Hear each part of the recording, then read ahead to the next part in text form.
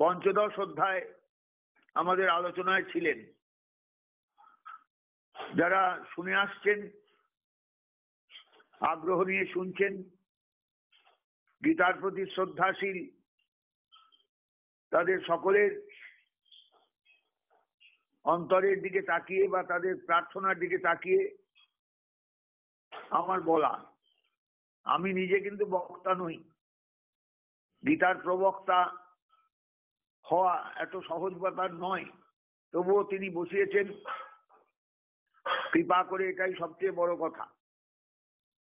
এবং আস্তে আস্তে আমরা পুরুষোত্তম যোগ পর্যন্ত এসেছিলাম, কয়েকদিন বাদ চলে গেছে। যারা শুনবার জন্য অত্যন্ত আগ্রহী, শুনতে চাইছেন, তাদের জন্যই আমার এই বক্তব্যের পরিবেশন। পুরুষোত্তম যোগ আমাদের আলোচনার বিষয়বস্তু। অধ্যায় সংখ্যা হলো পঞ্চদশ। শ্রীমদ্ ভগবদ গীতার পঞ্চদশ অধ্যায়ের যে জায়গায় ছিলাম, দু একটা শ্লোক আমি একটু পেছিয়ে যাচ্ছি, শুধু লিঙ্কটাকে খুঁজে পাওয়ার জন্য বা খুঁজে যাওয়ার জন্য। অহং বৈশ্বানরো ভূত্তা প্রাণিনাং দেহমাশ্রিত প্রাণাপান ও সমাযুক্ত পচাম্মন্নং চতুর্বিধম। ভগবান নিজেই বলছেন, আমি সমস্ত কিছু অর্জুন, আমি এই সৃষ্টিটা ধরে রেখেছি। গাম আবিশ্ব চ ভূতানি ধারাম মহমোজসা উষ্ণামি চৌষধি সর্বা সমভূত্তা রসাত্মক। আমি সোম রূপে, চন্দ্ররূপে, রসাত্মক চন্দ্ররূপে আমি সবকিছুকে পুষ্ট করি, ঔষধিগণকে পুষ্ট করি। সত্যি তো চাঁদের আলো ছাড়া ঔষধি পুষ্ট হয় না। একবার ফলদান করে যে বৃক্ষ মরে যায় তাকে বলে ঔষধি।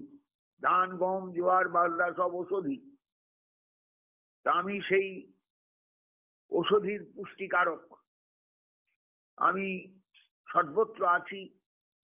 আমি বৈশ্বানর রূপে প্রাণীগণের দেহের মধ্যে আছি, অগ্নিরূপে। এবং প্রাণ অপান সমাযুক্ত যে অন্ন, সেই অন্ন প্রাণ অপান সমাযুক্ত হয়ে আমি অন্নকে পরিপাক করি। পচাম্মন্নং চতুর্বিধম চোদ্দপেয়। জীব 4 রকম অন্ন গ্রহণ করে। অন্ন মানে শুধু ভাত নয়, অন্ন মানে খাদ্য।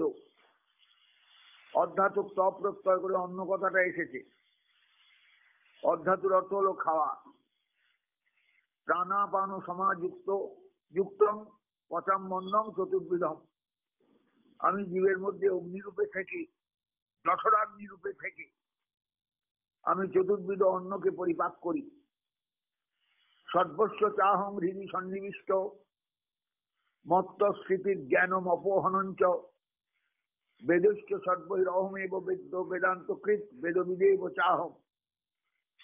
আমি সমস্ত জীবের হৃদয়ে বাস করি এবং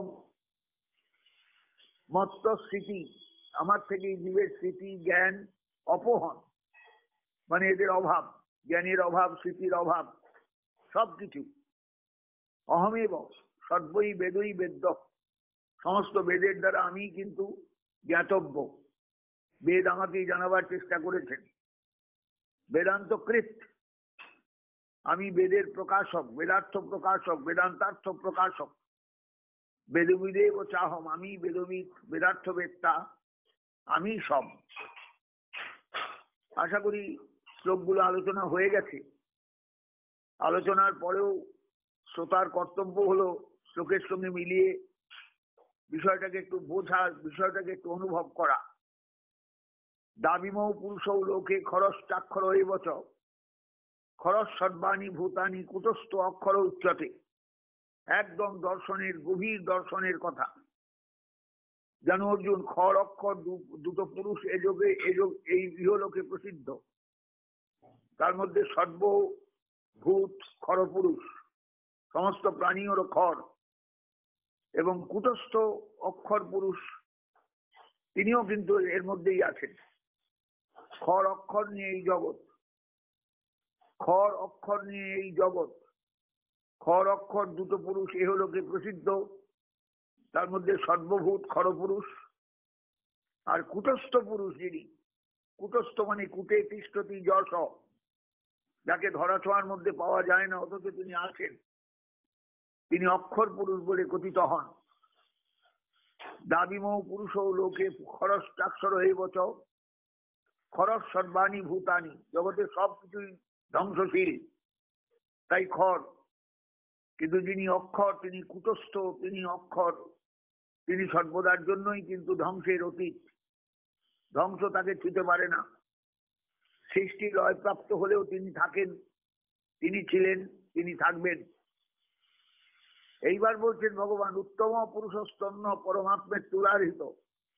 অর্জুন, এর থেকে ভিন্ন কিন্তু একটি উত্তম পুরুষ আছেন, তিনি পরমাত্মা, তাকে পরমাত্মা বলে বিবেচনা করা হয়। তিনি ঈশ্বর, তিনি অব্যয়, তিনি নির্বিকার ঈশ্বর। উত্তম পুরুষস্তন্য পরমাত্মের তুদারিত, যে লোকত্রয়মাতিষ্ঠ, যিনি এই লোকত্রয়কে সম্পূর্ণরূপে গ্রাস করে, মানে লোকত্রয়ে প্রবিষ্ট হয়ে এই সংসার, এই জগৎ, এই সৃষ্টিকে পালন করে চলেছেন। বিভক্তি অব্যয় ঈশ্বর, তিনি অব্যয়, তিনি ঈশ্বর। এইবার বলছেন যস্মাৎ খরম অতীত অহম অক্ষরাদুতম। আমি কিন্তু যেহেতু আমি যস্মাৎ, যেহেতু অহং খরম অতীত, আমি খরেরও অতীত, অক্ষরাদপি উত্তম, অক্ষরের থেকে উত্তম। অত সেই কারণেই লোক ব্যবহারে, পুরাণে, শাস্ত্রে, বেদে চ, বেদাদি গ্রন্থে পুরুষোত্তম প্রথিত, আমাকে পুরুষোত্তম বলে জেনো। এই বলে ভগবান পুরুষোত্তম তত্ত্বের একটা ব্যাখ্যা দিলেন। যেহেতু আমি খরের অতীত এবং অক্ষরের থেকে উত্তম, সেই জন্য আমি লোক ব্যবহারে এবং বেদে পুরুষোত্তম বলে খ্যাত। সাধারণত কুটস্থ অক্ষর বলতে নির্গুণ নির্বিশেষ ব্রহ্মকেই বোঝায়। গীতায়ও অনেক স্থলে এই অর্থেই কুটস্থ অক্ষর শব্দ ব্যবহৃত হয়েছে। যেমন অষ্টম অধ্যায় হয়েছে, একাদশ অধ্যায় হয়েছে, দ্বাদশ অধ্যায় হয়েছে। এখানে কিন্তু বলা হয়েছে বা বলা হচ্ছে আমি অক্ষর থেকে উত্তম। উপনিষদে এবং ব্রহ্মসূত্রে ব্রহ্মই অদ্বয় পরতত্ত্ব, ব্রহ্মস্বরূপ কোথাও নির্গুণ, কোথাও সগুণ, কোথাও সগুণ নির্গুণ উভয় রূপেই বর্ণিত হয়েছে। সেটা 17 প্রভৃতি উপনিষদাদি গ্রন্থে বা প্রভৃতি উপনিষদে মূল তত্ত্বের বর্ণনায় দেখা যায় দেব, ঈশ্বর, পুরুষ প্রভৃতি শব্দ ব্যবহৃত হয়েছে। ভাগবত শাস্ত্রে উপনিষদের এই দেব, ঈশ্বর, সগুণ ব্রহ্মই পুরুষোত্তম বলে বর্ণিত হয়েছেন এবং নির্গুণ ব্রহ্মতত্ত্ব অপেক্ষা একে শ্রেষ্ঠ স্থান দেওয়া হয়েছে। কেননা ভক্তিমার্গে অনির্দেশ্য, অচিন্ত নির্গুণ তত্ত্বের বিশেষ উপযোগিতা নেই। মহাভারতের নারায়ণী পর্বাধ্যায়ে, যা কিনা ভাগবত শাস্ত্রের বা সাত্তত ধর্মের মূল, এই পুরুষোত্তম শব্দ পুনঃ পুনঃ ব্যবহৃত হয়েছে এবং তিনি নির্গুণ হলেও গুণধারক, তিনি অব্যয়, তিনি পরমাত্মা, তিনি পরমেশ্বর, এ সমস্ত কথা স্পষ্টভাবেই সেখানে বলা হয়েছে। পুরাণাদিতে ভগবান পুরুষোত্তমই পরতত্ত্ব, পরব্রহ্ম রূপে কীর্তিত এবং অনেক জায়গাতেই তাঁর নির্বিশেষ নির্গুণ স্বরূপ অপেক্ষা সবিশেষ সগুণ বিভাবের বৈশিষ্ট্য, সগুণ বিভাবেরই বৈশিষ্ট্য বর্ণিত হয়েছে। গীতাও ভাগবত ধর্মের গ্রন্থ, এখানেও পুরুষোত্তম বা ভগবত তত্ত্বই পরমেশ্বরের শ্রেষ্ঠ স্বরূপ বলে বর্ণিত হয়েছে এবং এখানেই ব্রহ্মতত্ত্বের প্রতিষ্ঠা এরূপ বর্ণনাও আছে। মোট কথা ব্রহ্মই সমস্ত কিছু, সর্বং খলিদং ব্রহ্ম, এই বৈদান্তিক মূল তত্ত্বই গীতারও প্রতিপাদ্য। পূর্বোক্ত 3 পুরুষ সেই মূল তত্ত্বেরই বিশ্লেষণ। ওই 3 পুরুষ এক তত্ত্বেরই 3 বিভাগ। এই পরিণামী চেতন অচেতনাত্মক জগৎ, তার থেকেই জলবুদ্বুদের মতো উত্থিত হয় আবার তাতেই বিলীন হয়ে যায়। তার অপরা এবং পরা প্রকৃতি তার সংযোগে এটা স্পষ্ট, এবং তার জীবভূতা যে পরা প্রকৃতি একে ধারণ করে আছেন এটাও সঠিক। এই হলো খরভাব, এবং তার অপরিণামী নির্বিশেষ কুটস্থ নির্গুণ স্বরূপী অক্ষর পুরুষ বা অক্ষর ভাব, আর পুরুষোত্তম ভাবে তিনি নির্গুণ হয়েও সগুণ সৃষ্টি স্থিতি প্রলয়কর্তা, যোগ্য তপস্যার ভোক্তা, সর্বভূতের গতি ভর্তা, প্রভু সাক্ষী নিবাস ও শরণম সুরী। গীতার মতে এই হলো তার শ্রেষ্ঠ ঈশ্বর, শ্রেষ্ঠ সমগ্র স্বরূপ, যেটা বলা হয়েছে সপ্তম অধ্যায়ে। এইভাবেই কিন্তু গীতাকে আমাদের গ্রহণ করা দরকার, করতেও হবে। এই পুরুষোত্তম তত্ত্ব দিয়েই গীতা জ্ঞান কর্ম ভক্তির সমন্বয় সাধন করেছেন। ব্রহ্মবাদে এটা হয় না, কেননা মায়াবাদীগণের ব্রহ্ম নীরব, অক্ষর নিষ্ক্রিয়, সাংখ্যের পুরুষও কিন্তু তদ্রূপ।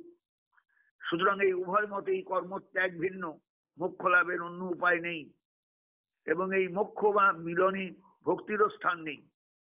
কিন্তু গীতার পুরুষোত্তম যেমন সম, শান্ত, নির্গুণ, অনন্ত, অখিলাত্মা, আবার তিনি গুণপালক, গুণধারক প্রভৃতি বা কর্মের প্রেরয়িতা, যোগ্য তপস্যার ভোক্তা, সর্বলোক মহেশ্বর। সুতরাং সর্বভূতের যে আত্মৈক্য, সর্বভূতাত্মৈক্য, এই জ্ঞানই পুরুষোত্তমের জ্ঞান। সর্বভূতে প্রীতিও সেই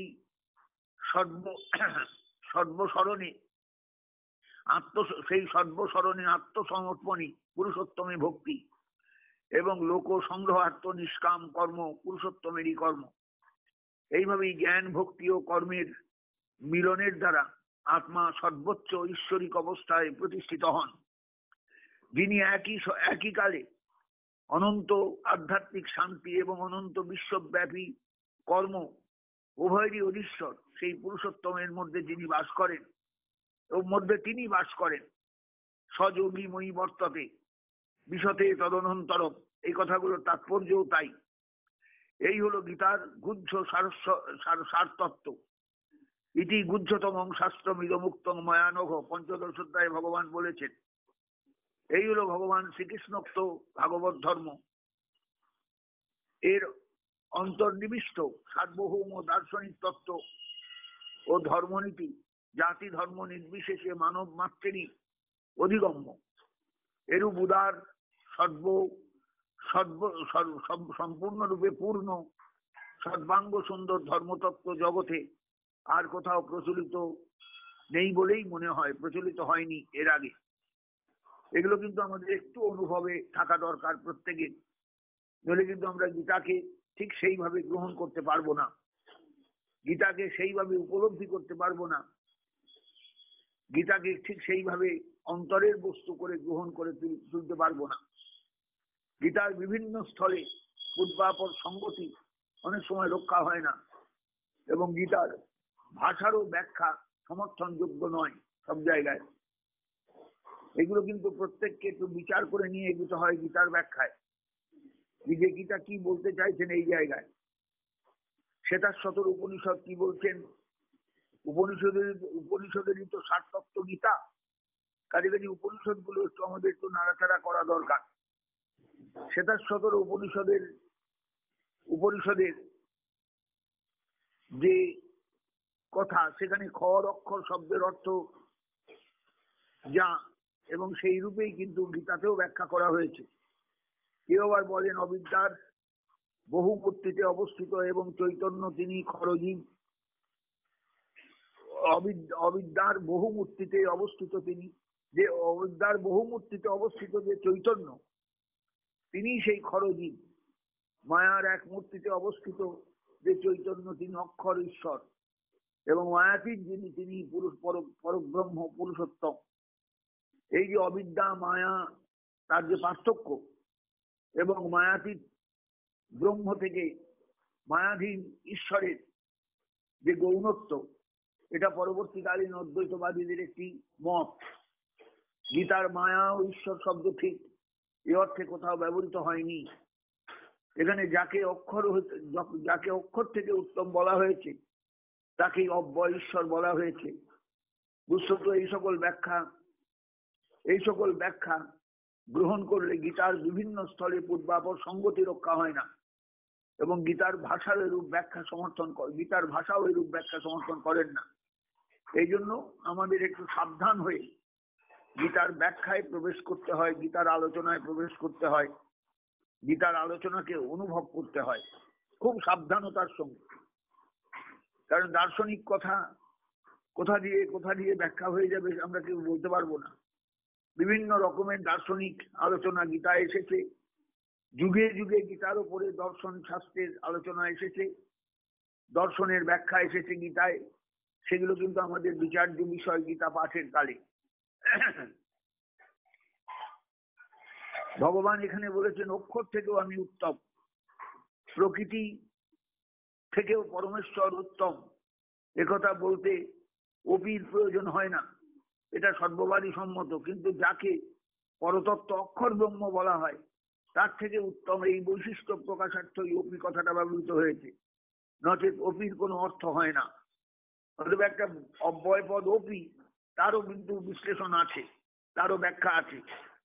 এগুলো কিন্তু আমাদের গীতা পড়তে পড়তে জানা দরকার, বোঝা দরকার। পরে বলা হয়েছে এটা অতি গুহ্যতম শাস্ত্র, যে আমাকে পুরুষোত্তম বলে জানে বা বোঝে সে আমাকে সর্বভাবে ভজনা করে ইত্যাদি। পরব্রহ্ম প্রকৃতি থেকে উত্তম বা নশ্বর জগৎ প্রপঞ্চের অতীত, এই যদি এ স্থলে বলার উদ্দেশ্য হয় তবে এ তত্ত্ব এমন গুহ্যতম হলো কি করে? আর আমাকে সর্বতভাবে ভজনা করে অদ্বৈত ব্রহ্মতত্ত্ব, এই কথারই বা অর্থ কি, তাৎপর্যটা কি? কারণ এটা তো অদ্বৈত ব্রহ্মতত্ত্ব, সেখানে ভজনা কিভাবে হয়? প্রকৃত কথা হচ্ছে এই উপনিষদের ব্রহ্মবাদ পূর্বাবধি সুপ্রচলিত ছিল। এর সঙ্গে নিষ্কাম কর্ম ভক্তির সংযোগ করে যে ভাগবত ধর্মের প্রচার হয়, সেখানে পুরুষোত্তমী উপনিষদের ব্রহ্মের স্থান অধিকার করেন। এই ধর্ম পূর্বে অনেকবার প্রাদুর্ভূত হয়েও অন্তরিত হয়েছে, এবং এই ধর্মই শ্রী ভগবান অর্জুনকে বলছেন। একথা গীতার 4th অধ্যায়ে এবং মহাভারতে অন্যত্র স্পষ্টত বলা আছে, এবং গ্রন্থ খুলে দেখবেন পাবেন, প্রত্যেকেই বুঝতে পারবেন। এবং ভাগবতেও একে মদ ধর্ম বলে উল্লেখ করা হয়েছে। তুমি ইহা অভক্তকে বলবে না, ভগবান ভক্ত উদ্ধবকে উপদেশ দিয়েছেন, ভাগবতের 11 স্কন্ধে বলা আছে। মহাভারতীয় নারায়ণীয় পর্বাধ্যায়ে এই পুরুষোত্তম তত্ত্ব ও ভাগবত ধর্মের বিস্তারিত বর্ণনা আছে। সেখানেও কিন্তু সর্বশাস্ত্রের শ্রেষ্ঠ উত্তম রহস্য, শাস্ত্রানাং শাস্ত্রমুত্তমম, অভক্তকে অদেয়, এসব কথা বলা হয়েছে। এখানেও সেই মহাভারতীয় পুরুষোত্তম তত্ত্বই বর্ণিত হয়েছে, এবং একেই নির্গুণ ব্রহ্মতত্ত্ব থেকে উত্তম বলা হয়েছে।